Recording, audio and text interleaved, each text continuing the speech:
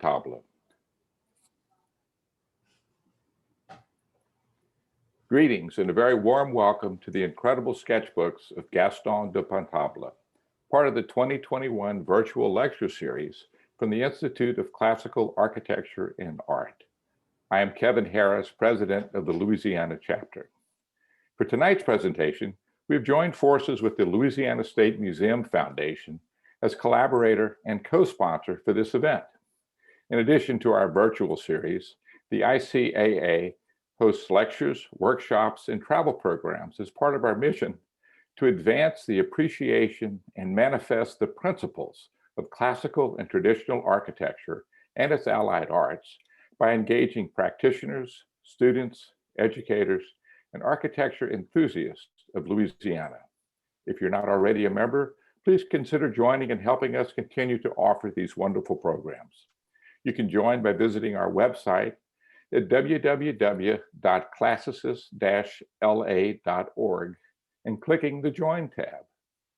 A sampling of upcoming activities include a lecture this summer by Robert Cangelosi, acclaimed architect and historian, who will be presenting his latest book focusing on the Carrollton neighborhood of New Orleans.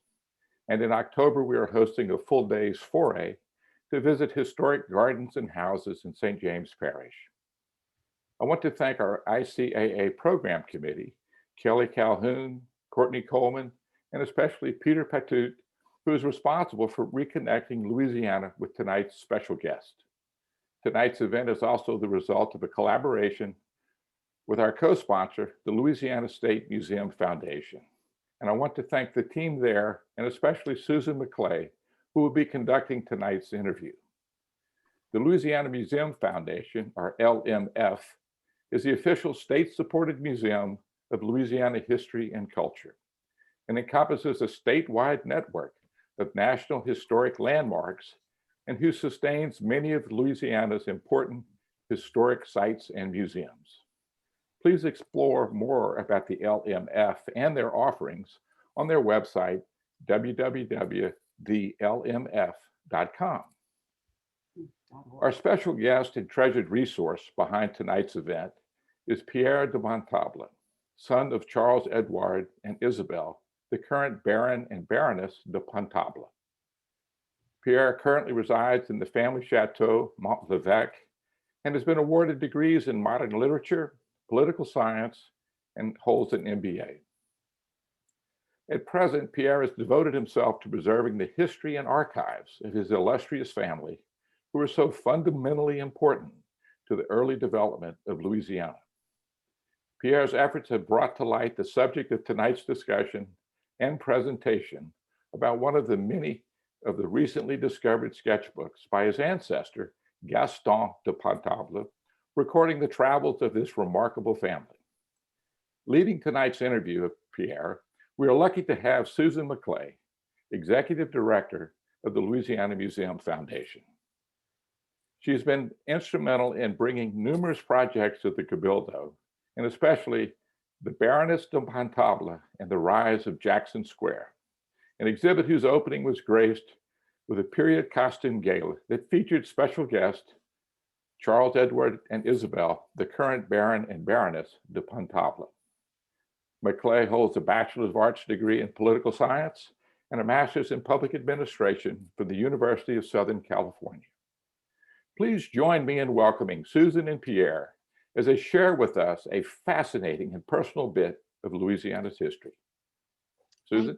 Thank you, Kevin. It's a pleasure to be here this evening. And you forgot one detail. My undergrad degree is also in history, in addition to political science. And history is my passion, which is why I have been with the Louisiana Museum Foundation for roughly 20 years now. And highlight of this, of course, our mission is to bring history to life through supporting the Louisiana State Museum and its 9 properties statewide, 5 of which are in the French Quarter. So those Jackson Square properties that are just the heart and the core of the Louisiana State Museum we'll be talking about this evening. The State Museum also has nearly 500,000 items in its collection pertinent to the State Museum and Louisiana history and culture. And our email is actually thelmf.org.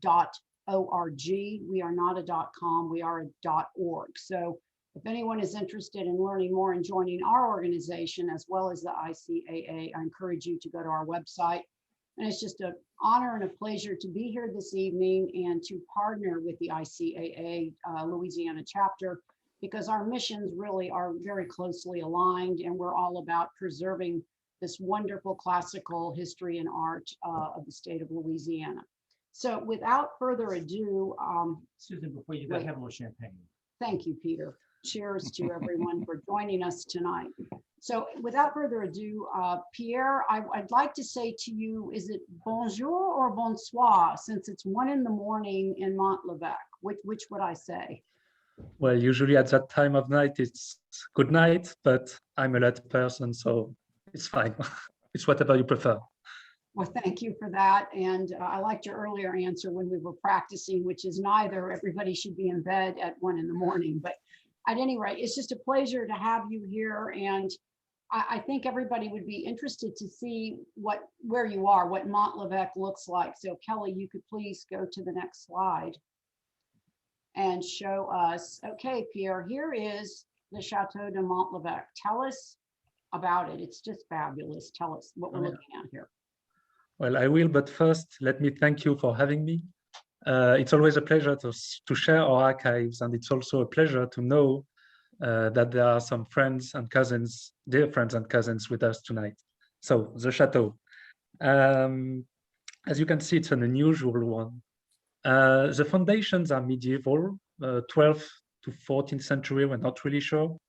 What we do know is that this land was owned by the Bishop of Senlis, starting from the Battle of Bouvines in 1214 to the Revolution, where revolution does what revolution does. The bishop was kicked out.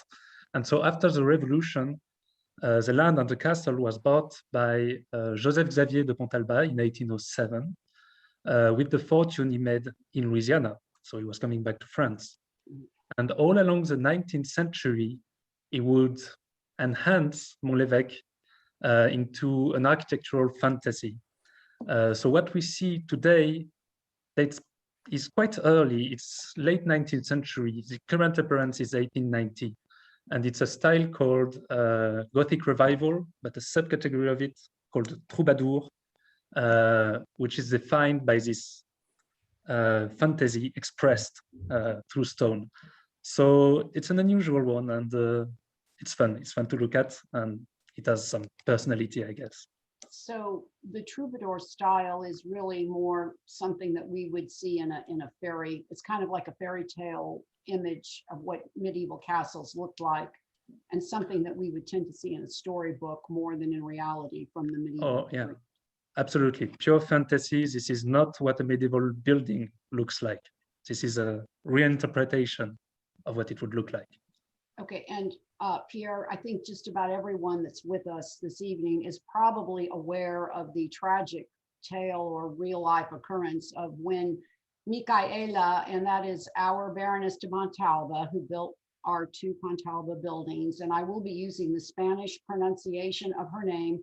Her father was from Spain, so I'm sure she heard Micaela quite frequently when she was, very young, of course, because her father died early in her life. But tell everyone what we're looking at. Where was the area where Micaela, where her father-in-law attempted to, shot her, actually, I think 5 times? Well, not in the castle itself, actually. It was in the house you see on the left of the picture, in the corner. It's slightly hidden right here. So this is where she was shot. She was actually a prisoner in a bedroom there, in some ways. Thank you. Interesting. I'm sure people would have been curious about that. I know I was when I was able to visit in 2017 when we were preparing for the first Founders Ball, and I had come to meet you and your family. Actually, I had met you earlier on a prior visit when you were in the New Orleans area, but I met your parents and your extended family for the first time. And I have to thank you all for not throwing anything away. The archives are phenomenal, and I think you could be down there every day of the rest of your life, and you probably still would not have found and unearthed everything there is to find and know. our Kelly had to step away for a second. She's back. So let's go to the next slide. Okay, so briefly, this was right before Founders Ball. The Founders Ball started in 2018, which was to celebrate the city's tricentennial. Everyone is in the lower Pontalba apartment of the State Museum. And these are the family members who came with you, and you have your cousins to the left, and then we'll skip over to the other couple in kind of burgundy. That was your aunt and uncle. But your parents, Charles Edouard and Isabel, and you're all dressed as ancestors. So tell us about that and these fabulous costumes.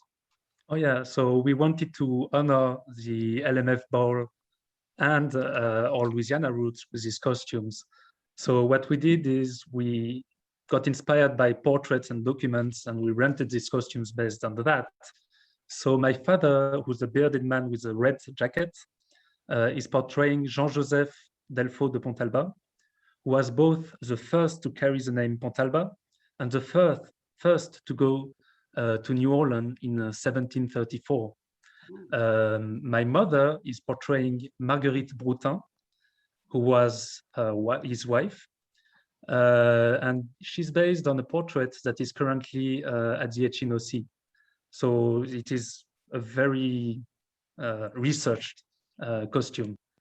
And I am portraying their son, Joseph Xavier, who's the bad guy in the shooting story, because Joseph Xavier tried to shoot Michaela. So that would be me in the Napoleonic costume to the right, which is itself, again, inspired by a portrait that is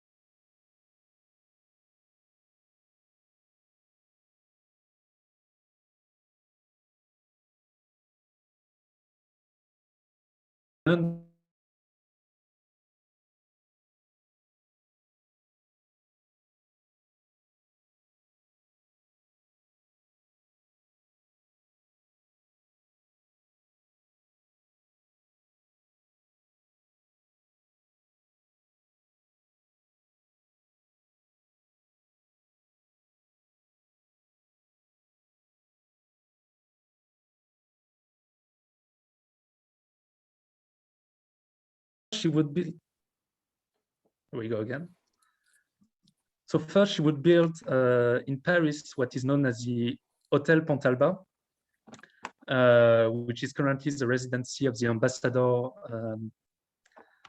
in Paris of the United States. But she would continue to think about New Orleans and what her father did, especially in Jackson Square. She would think about her business there, but also what she wanted to do there, what she wanted to bring to New Orleans and to give to New Orleans. And I'll wait a bit just so you can see the two portraits that I was supposed to talk over, just so you know what they look like. But do know that the two portraits that we are about to see were painted in different places, in different times, one in New Orleans and one in France.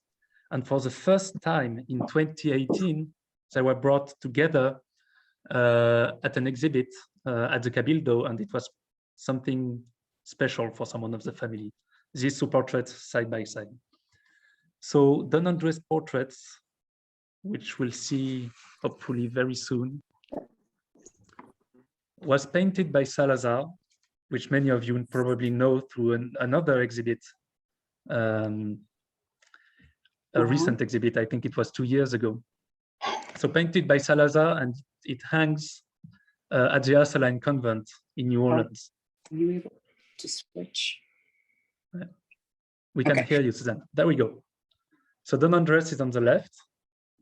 And so Salazar, Ursuline Convent, New Orleans, you can see it. And I recommend it. The Ursuline Convent is a beautiful place too. And Michaela on the right was painted by Dubuff in 1841. And her portrait is in the next room in Mont-l'Évêque. And so they were reunited in the building that is to the left of the cathedral, the Cabildo, where of course the Louisiana State Museum is, and this is where they were reunited. And so, as I said, she came back to New Orleans to continue her father's work in Jackson Square. And on the next slide, we will see her main achievement in New Orleans and what she was there for.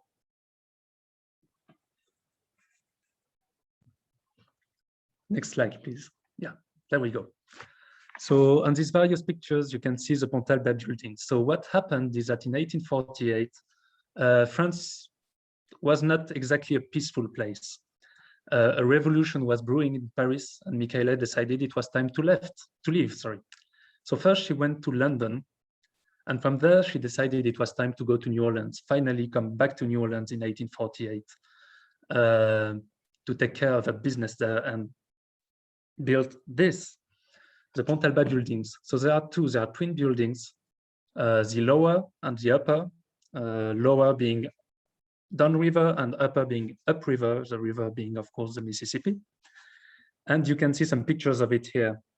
What interests us most is a bottom left picture, which is a daguerreotype, which was shot in 1851 of the lower Pontalba buildings. The lower Pontalba buildings was the last to be built in 1851. And this is probably the first photographic record of these buildings. So you can see that the architecture is fairly original at the time.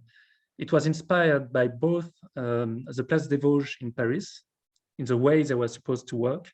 And for their appearance, it is hypothesized that they were inspired by the Hanover terraces in London. We don't know who the architect for the Pontalba buildings was or were.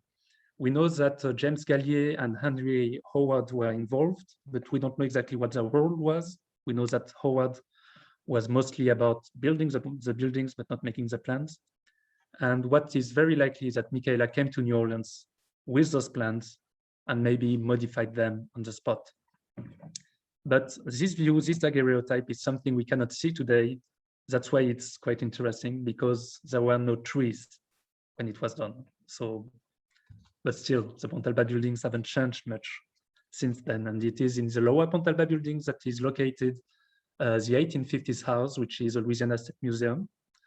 And the entire lower Pontalba buildings is owned by the Louisiana State Museum. And it is, I must say, taking a great care of it. And of course, with Michaela came Gaston, who is the subject of tonight's lecture. Well, this evening's lecture for you. And on the next slide, we will see his portraits. So Gaston. Here. Is it okay? Susan? I'll go on. Oh, here we are. So Gaston was born in 1821 in France. He was the youngest of three brothers, Célestin, Alfred, and him. As far as his studies go, he studied law, literature, but it is not what matters. What matters is he was an artist. So he would draw, he would paint, he would sculpt, he would make lithograph. And although he was very talented for bronzes, he was not really original in his drawings, but he was very meticulous, and that is why he's interesting. He was mostly active from the 1840s to the 1860s.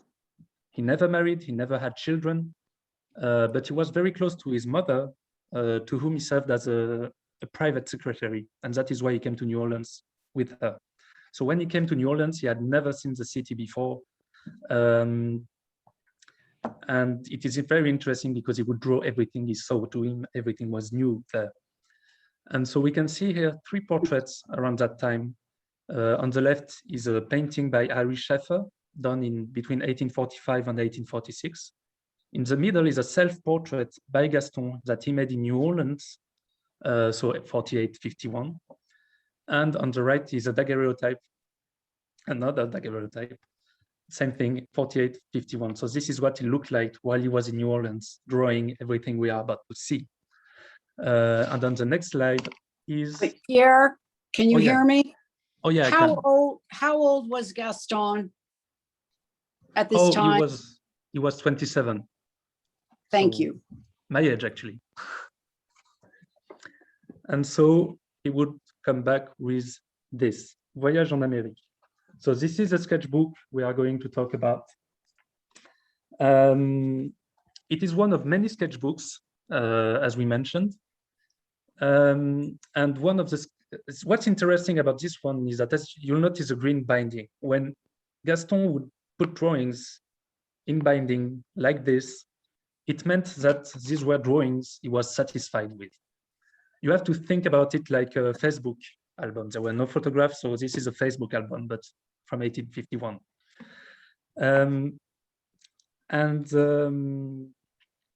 Another thing about this specific sketchbook is that its importance was recognized quite early on in the family's history.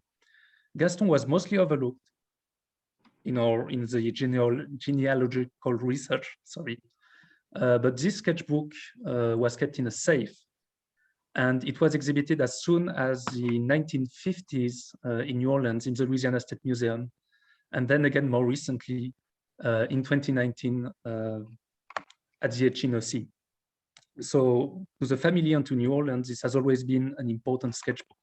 And this is why it is such a pleasure to talk about it tonight. And we can open it to the first page, which is a title page.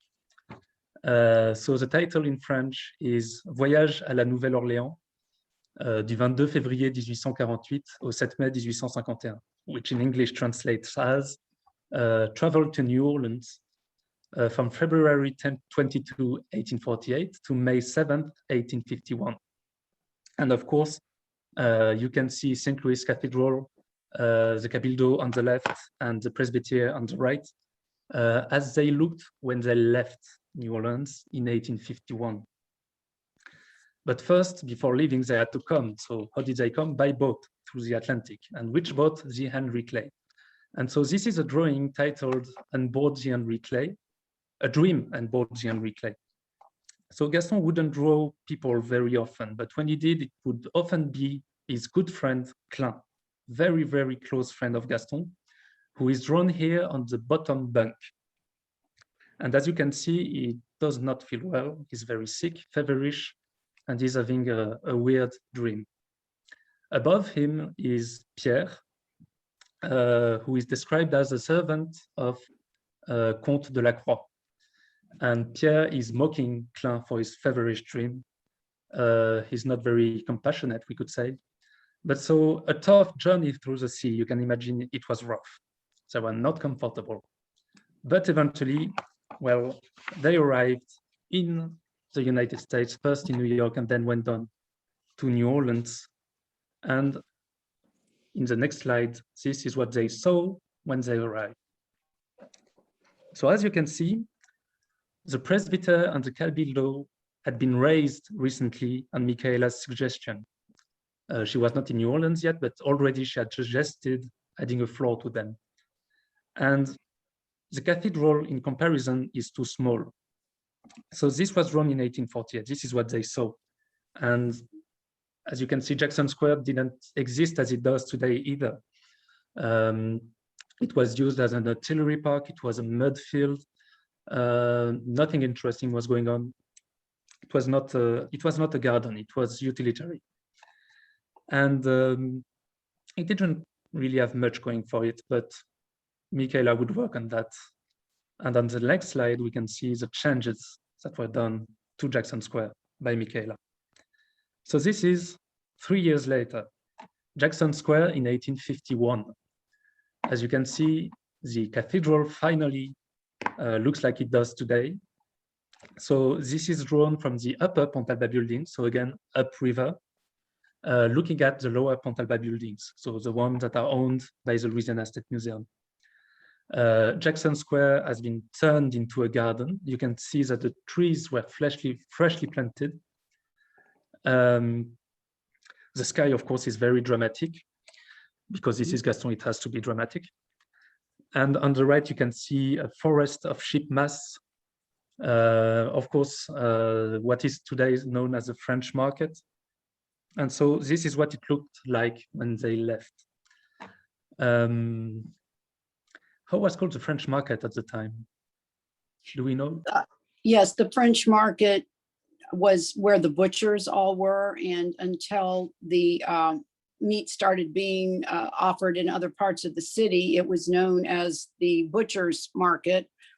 And it didn't stop, or the meat market, and it didn't stop being called, or did not start being called the French market until meat became available in other parts of the city. And of course, Café du Monde was not there yet, but the building itself, the oldest part of it dates back to 1813. Oh, and by the way, Pierre, before you go on, we had some technical difficulties where I'm at. We completely lost the internet connection. It's still gone. So I am on Kelly Calhoun's phone. My apologies for that. Right when we died, I was going to say that we have descendants, Le Bretons and Delerons with us, who I particularly want to thank for being here tonight because they are supporters of the Museum Foundation. You all know who you are. Thank you so much for joining us. Oh, yeah, I agree. It's nice to have them. So back to Jackson Square, we will now focus on the cathedral. So you remember the cathedral as it looked in 1848. This is how it looked in 1851. And so this is a very meticulous drawing, even by Gaston's standards. It looks like an elevation plan. It's an architectural drawing. You can even see the construction lines. This was probably meant to become a lithograph at some point. What's interesting is that it was designed by architect Brouilly and built between 1849 and 1851. So at the same time as the Pontalba buildings, everything was changing at the same time. And this looks like the cathedral as we know it today, with one little difference, as you will notice, is the spire. You'll notice that this has an open roof. And this didn't last very long, but this was the original design of today's cathedral. And it was covered shortly after. I'm not really sure why. I imagine there were some leaks. But few people know that the cathedral looked like this at some point, and I find it quite original. And so this was designed by Brouilly. And we have the lithograph. This drawing was turned in our archives. Unfortunately, I cannot show them because they are in very bad condition, but I won't mention it. And after Jackson Square, we can move on to the rest of New Orleans, because of course Gaston drew it too. And what better place to start than St. Charles Hotel? Of course, I imagine many of you know it. It was probably one, if not the most important building in New Orleans. So Gaston really liked this view because we have at least 3 versions of this drawing.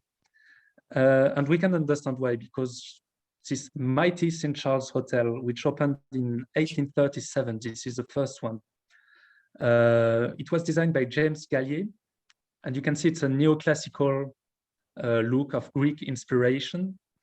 It has a whopping 14 Corinthian column in the front, and the second largest dome in the United States after the Capitol in Washington, D.C. So it was a sight to behold. It was famous across the United States and the world, but it burned in January 1851. So actually shortly after this drawing was made. It was rebuilt and reopened in 1853, burned again in 1894. And in 1896, it reopened for a third and final time.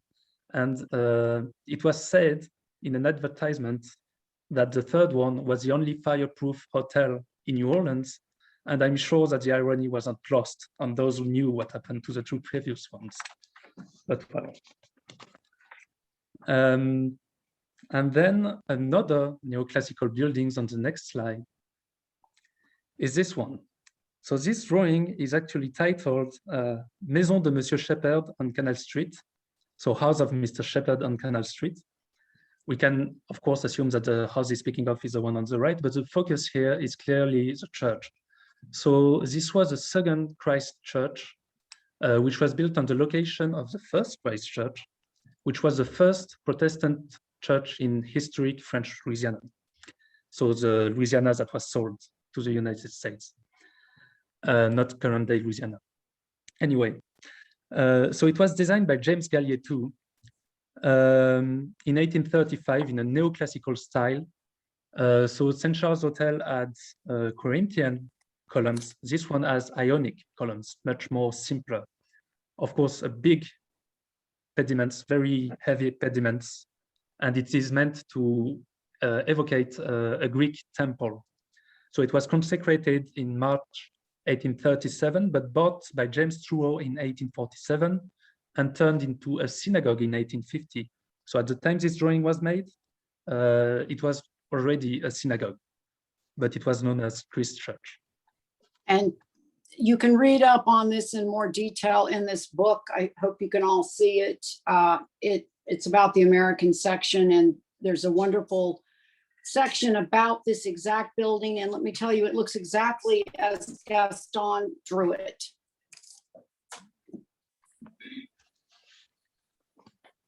And moving to Jackson Square again. So these two drawings are showing, of course, the upper Pontalba buildings, but with a slightly different angle. The one on the left is Untitled, but you'll notice that the framing is unusual. Gaston dared to split St. Louis Cathedral in two. Why? Because he wanted to draw the upper Pontalba buildings while the lower Pontalba buildings were not built yet. And this is why the focus is here. And so it shows Jackson Square before it was remodeled with overgrown trees that would be cut by Michaela probably months after this drawing was made. And it is drawn probably from a pier or a boat on the Mississippi. And on the right, this one has a title. It's called Houses on Levee. And it's probably referring to both the Pontalba buildings and the lower buildings that we see at the center of it. Michaela, so Gaston's mother, owned a lot of land, properties, and buildings in New Orleans. She sold a lot of them to build the Pontalba buildings. The focus here was really Jackson Square. And these were probably buildings she owned, so shops. And what's interesting with all these shops drawings that Gaston did is that he would take care of putting the names of the shops on every single drawing. So we know what they sold, and it's really quite funny, at least I think so. And moving on to the corner of Bourbon and St. Louis. So this one is interesting because it shows a mix of architecture in New Orleans. On the left, you will see something that appears like an older building. Typically, I mean, this is what we expect to see in Louisiana. And on the right, a much more modern and higher building built in brick. And so at that time in New Orleans, in the mid-19th century, everything was changing. New Orleans was boiling, everything was happening at once. And it's interesting to compare this drawing with what is still in this place today. So the building on the left disappeared or was severely modified, but the big brick building we see on the right still exists today. You can still see it. So at the corner, as I said, of Bourbon and St. Louis. And as usual, with Gaston, you'll notice other small details, such as the lamppost. We can still see those, of course, in New Orleans today. And a bit of fashion with this woman going down the street, which is really quite lovely. And from the street, we are moving into a courtyard. So this one is titled Our House from the Court at the corner of Bourbon and Orleans. And this building still exists as well. So this was the building that Michaela and her sons rented in New Orleans while they were building the Pontalba buildings. It's not far from Jackson Square. It was really convenient. But compared to what they were building, it's really quite modest, ultimately. And so it still exists. It was just raised by one floor. And you can actually see it roughly from that view because the wall on the left, this brick wall on the left, was replaced by an iron fence. You will also notice the cistern, a French olive oil jar. Oh, yeah, right here. A small detail that is amusing is, of course, the bird cage right here. We hope it wasn't eaten. And finally, a cave, a cave, sorry.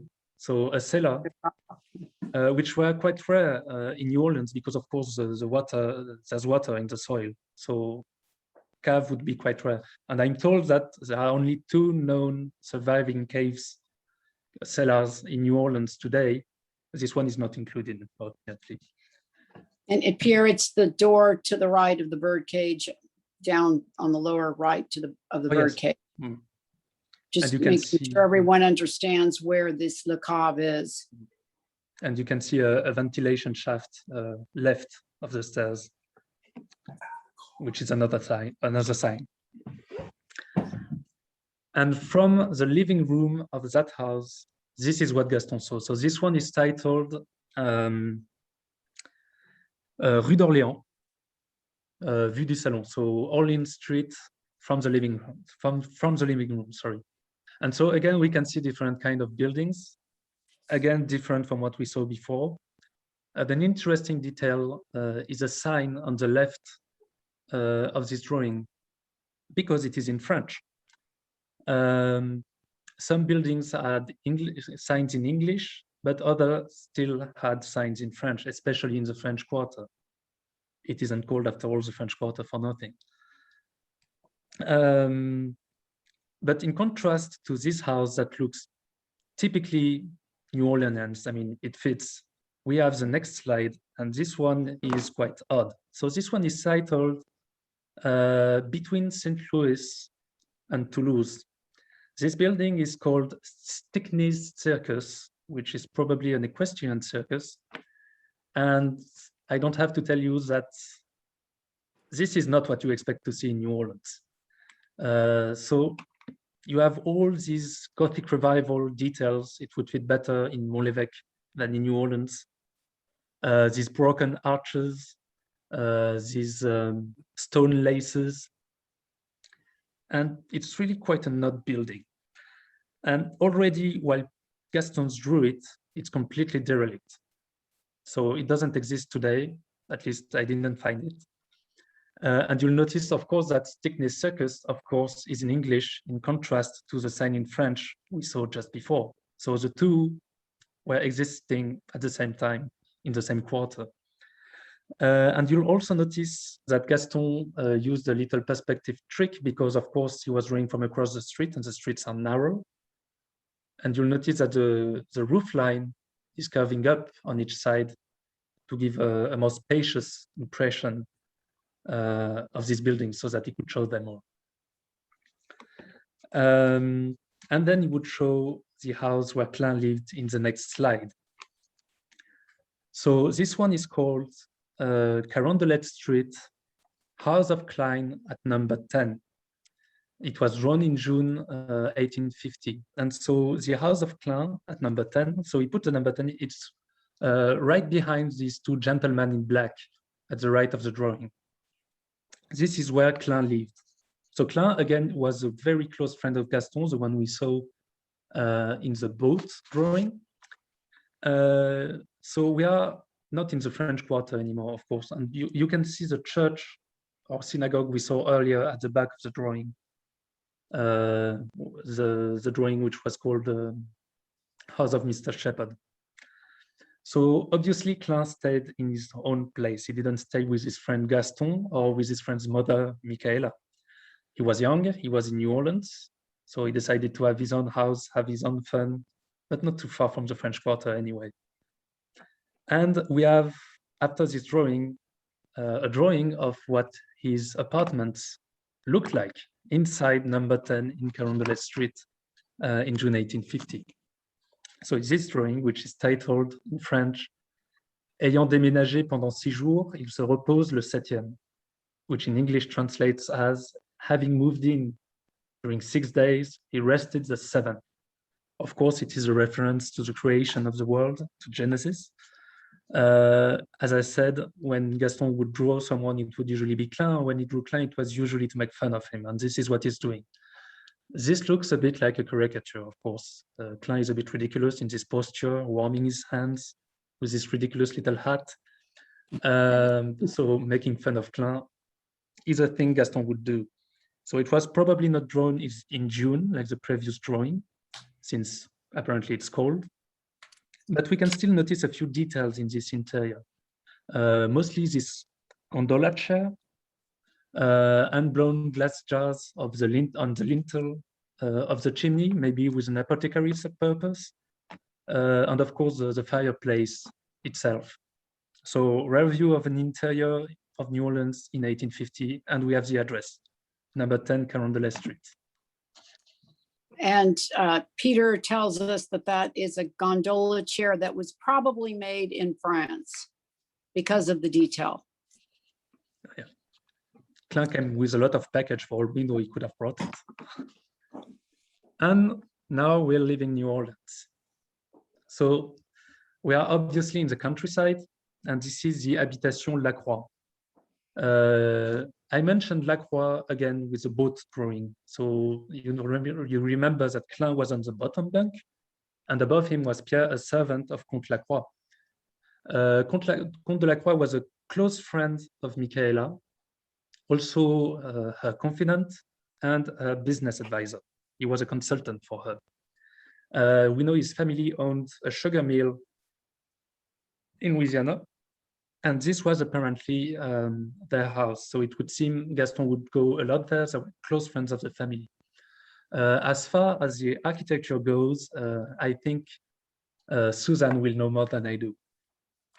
Okay, so this was basically, or I guess it's no longer there that we know of, a French colonial Creole house built in the 18th century. It's very similar in style to Madame John's Legacy, which is on Dumaine Street in the French Quarter, and also a property of the Louisiana State Museum.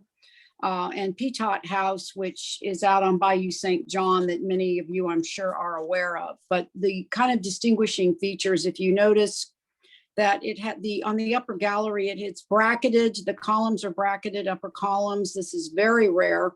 And as far as we know, these do not exist on any known property today. Let's see, we also have a pair of segmented arch doors, or if you notice the segmented arch doors and windows on the upper gallery, this also suggests 18th century. And then out in front, you have a pair of classical urns and planter boxes with topiary. So it's a very interesting and charming picture that is really has some very rare elements about it. And so continuing with the countryside, this one is called Our Neighbors in Pascagoula, and it was drawn in 1845. So like most people who could in New Orleans, during the summer, Gaston and his brother Alfred would leave New Orleans to escape the heat, of course, but also sickness. And most importantly, for a very long time, people would escape yellow fever. And so they would go to the countryside. So during summer 1849, they went to Pascagoula.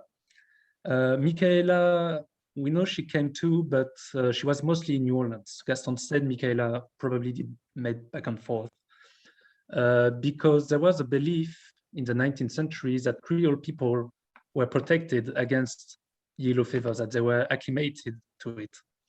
Michaela probably believed that. She was Creole, she was born in New Orleans, her sons were not, so she would believe that maybe they were not acclimated. She was less worried for herself and more worried about her business in New Orleans and her sons being away from New Orleans during summer. So the house they stayed in Pascagoula is the one on the far right. We can only see a column. The focus is on the neighbors, and you can see a variety of style in these buildings in Pascagoula. And there are details about this drawing on the back of the drawings, which I can't unfortunately show you. But he mentions, for instance, that the prominent single-story house on the right belonged to a man who was cruel with his slave. So Gaston felt the necessity to mention that in this drawing, which is highly unusual. And we have the names of each people who lived in each of these houses.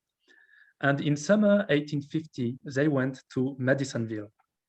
So this one is called Maison de Monsieur Le Sassier in Madisonville. It was drawn in August.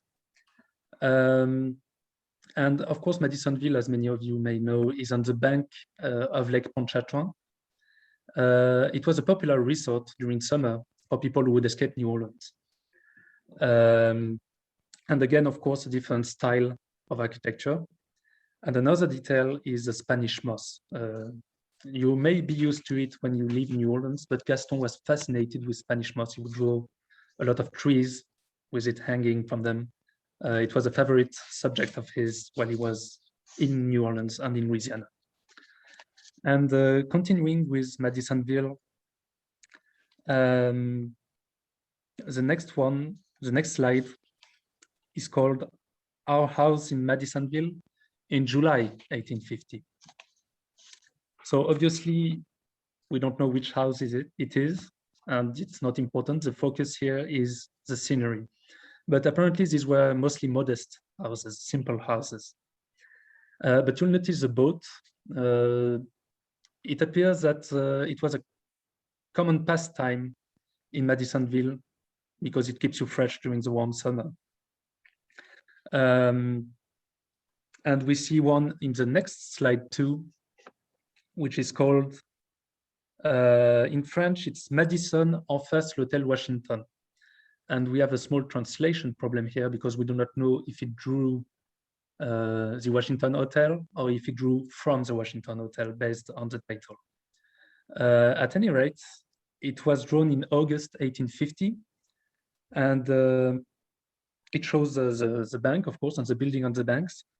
And Gaston did what Gaston does, which is naming the buildings. So we know, for instance, that this big building with drapes over the windows to protect from the heat was called the Chefunte Hotel, the Chefunte being the stream that goes across Madisonville.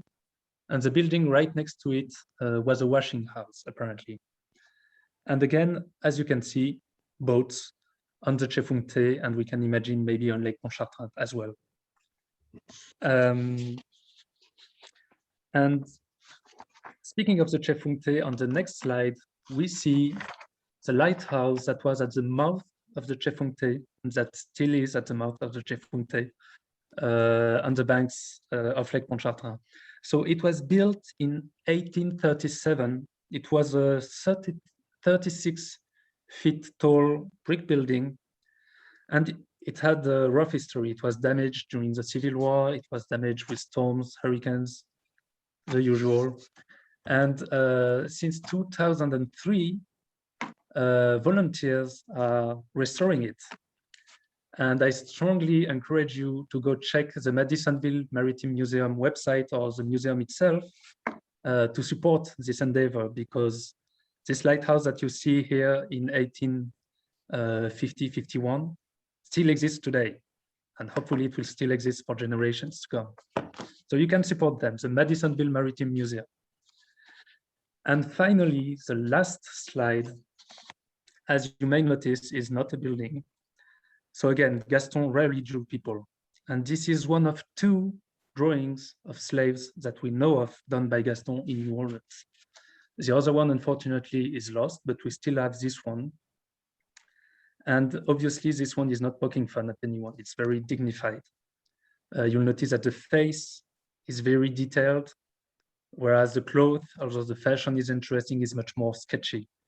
And it is titled Jean à Monsieur de Vergès, which translates as Jean belonging to Mr. de Vergès. The reason we chose to end with this particular drawing is to show, of course, something different, a reminder that more was going on in New Orleans than just building. And also we can wonder, Gaston, what did he think about slavery at the time? Because he wasn't familiar with it. His mother was, but he wasn't. And also, who was Jean? We don't know anything about him other than this drawing. And I think a fascinating endeavor would be to find out if there are still records of this man, because we have his name, we have the name of his master. And it would be interesting to link this drawing with the person that is depicted, and of course, have his descendants see this if he had descendants. So the point is, research never ends. There is still a lot of research to be done on the sketchbooks. there is more to them, and there are more drawings of New Orleans and Louisiana outside the sketchbooks, of buildings, of people, of things happening. And I hope in a few years I will give another lecture with even more information with you.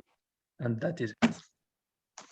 Thank you, Pierre. That was wonderful. And we just so greatly appreciate your sharing your family's history, which is our history, with us. This was just fantastic.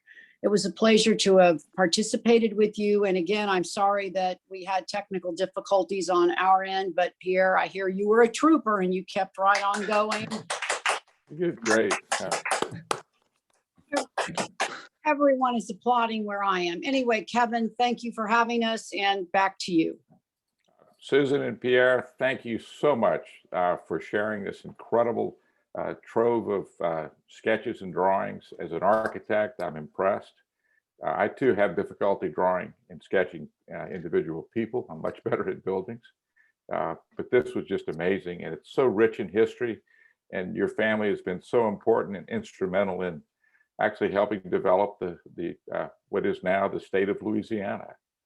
So the ICAA Louisiana chapter would like to thank you across the pond in your house in Montlovet. Thank you again, and I'll look forward to another presentation in a few years on the sketches of Gaston de Pontalba. I Thank hope you so. very much. Hopefully with more, we keep finding new archives. So who knows? All right. Very good. Thank you again, and good Oh, night. thank you.